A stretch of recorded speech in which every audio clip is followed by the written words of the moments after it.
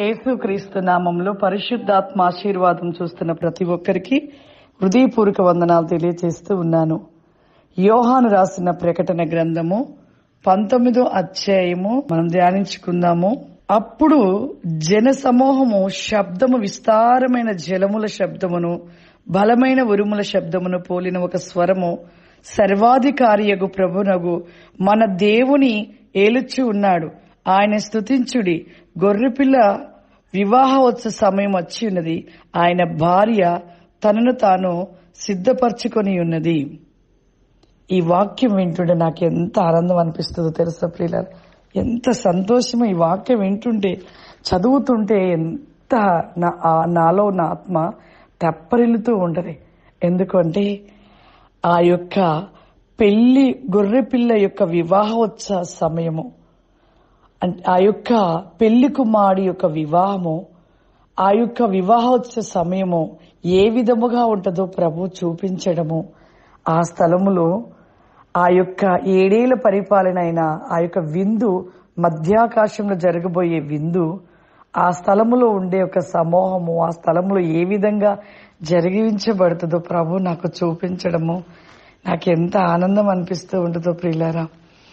ఆ యొక్క గొర్రె పిల్ల యొక్క వివాహోత్సవ సమయము ఆ యొక్క మధ్యాకాశంలో జరిగించబడుట, ఆ స్థలములో మరి పెళ్లి కుమార్తె అయి ఉంటున్న మరి వధువుగా ఉంటున్న వారు ప్రశస్త వస్త్రములైన ఒక బంగారపు వస్త్రాలను ధరించుకునుట, ఇంకా ఉంటున్న వారు తెల్లటి వస్త్రాలు ధరించుకునుట, ఎంతో గాన ప్రతిగానాలతో సంతోషంతో ఆ యొక్క 7 ఏళ్ల సంవత్సరాల పరిపాలన ఆ మధ్యాకాశంలో సంతోషముగా ఘనముగా జరిపించుట ప్రభు నాకు చూపించుట ఎంతో ఆనందం అనిపిస్తూ ఉంటది. ఇక్కడ ఈ వాక్యమును చూస్తున్నప్పుడు నాకు పదే పదే జ్ఞాపకం వస్తూ ఉంటది ప్రియులారా. నిజమే ప్రియులారా, మనము భూమి మీద ఉంటున్నాము కానీ ఏది మనది కాదు, ఎవరు మన వారు కాదు, ఎవరు మనతో రారు. కానీ ఈ భూమి మీద మనం ఉంటూ ఉండగా నీతి క్రియలను కలిగిన వారుగా ఉండాలి, నీతిని కలిగి ఉండాలి, మంచి క్రియలతోటి మంచి క్రియలను కలిగి మంచి మనస్సును కలిగి దేవుని యందు భయభక్తులు కలిగి ఆయన యొక్క మార్గములో మనం నడుస్తూ ఆయన మార్గములో ముందు కొనసాగాలి. ఈ భూమి మీదకి వచ్చినప్పుడు ఎన్నో ఎదురవుతున్నాయి మనకి. దేవుడు మనల్ని పంపించాడు యాత్రకి, కానీ ఈ భూమి మీద అన్ని చూచుటకు వచ్చాము. కానీ చూచి వీటి గురించి ఆశించి ఆలోచించి వీటి మీదనే మన మనసు దృష్టి, మన పిల్లలు, మన కుటుంబము, మనము ధనం సంపాదించుకోవాలి, ఆస్తి సంపాదించుకోవాలి, ఇవే మన సర్వస్వం అనుకొని ఉంటే పరలోకాన్ని మనం పొందుకోలేము, ఆయన యొద్దకు చేర్చబడలేము, ఆ మధ్యాకాశపు విందులో మనం పాల్గొనలేము, ఆ జీవ గ్రంథంలో మన పేరు ఉండదు ప్రియులారా.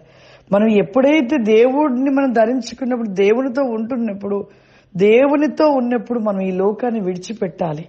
లోక సంబంధం వాటిని విడిచిపెట్టి భూ సంబంధంలో ఉంటున్న వాటి వైపుగా చూడకుండా ఆ పైనున్న వాటిపైన మన దృష్టి, ఆలోచన, మనసు పెట్టినప్పుడు నీవు ఖచ్చితంగా ప్రతి విషయంలో పరలోక రాజ్యానికి చేర్చబడ్డమే కాదు, అక్కడ అన్ని విషయాలలో అన్ని కూడా నీకు దేవుడు అనుగ్రహిస్తారు. అన్ని విషయాలలో ఒక ఉన్న స్థితి కలిగిన ఒక మంచి స్థలములో నీవు ఆ స్థలంలో ఒక ఘనత కలిగిన రీతిగా ఆ స్థలంలో నువ్వు ఉంటావు. ఇక్కడ నువ్వు మురికివాడిగా, ఒకవేళ ఇక్కడ కుష్టివాడిగా, వ్యాధి కలిగిన వాడిగా ఉండి దేవునితో ఉన్నట్లయితే నువ్వు అక్కడ ఘనత పొందుతావు.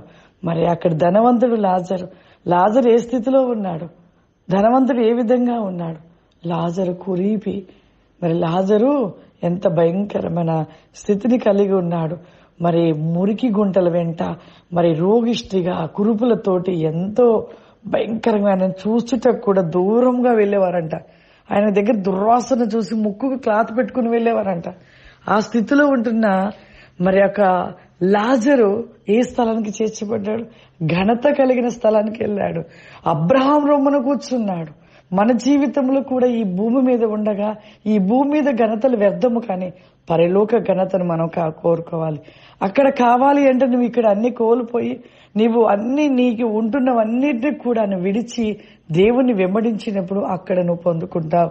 లాజరు అలాగే ఇక్కడ అన్ని విడిచిపెట్టాడు, అంతా విడిచిపెట్టాడు. రోగిష్టిగా, కురీపిగా, దుర్వాసన కలిగిన వ్యక్తిగా ఉన్నాడు. దేవునితోనే ఉన్నాడు. చనిపోయి పరలోకంలో అబ్రహాం రొమ్మున కూర్చున్నాడు. నేను కూడా అక్కడికి చేరాలి అంటే ఈ భూమి మీద శ్రమలు, కష్టాలు, నిందలు, అవమానాలు, ఇంకా ఆర్థికమైన స్థితులలో ఉన్నా, లేని స్థితిలో కలిగి ఉన్నా కూడా మనం దుఃఖపడద్దు, బాధపడద్దు. ప్రతి విషయంలో ఆనందపడుతూ దేవుని కృతజ్ఞతాస్తుతులు చెల్లిస్తూ దేవుని వైపుగా చూస్తూ ఆయనతో ఉంటే మనం ఈ లోకాన్ని విడిచినప్పుడు పరలోక రాజ్యంలో ఒక ఘనత కలిగిన స్థలంలో మనం నిలబెడతాము. అందరము కళ్ళు మూసుకున్నట్లయితే ప్రార్థన చేసుకుందాం. సర్వశక్తివంతుడా, దయగల తండ్రి, గొప్ప దేవ, పరిశుద్ధాత్మ తండ్రి, ఈ రోజు ఈ ప్రోగ్రాం చూస్తున్న ప్రతి బిడ్డను కూడా మీరు దీవించండి. నిజమే తండ్రి, ఈ లోకంలో ధనము, ఐశ్వర్యము, అంతస్తులు ఇవన్నీ వ్యర్థము ప్రభా. ఈ లోకంలో నిందలు, అవమానాలు, కష్టాలు, శ్రమలు పడిన వాడు ధన్యుడు.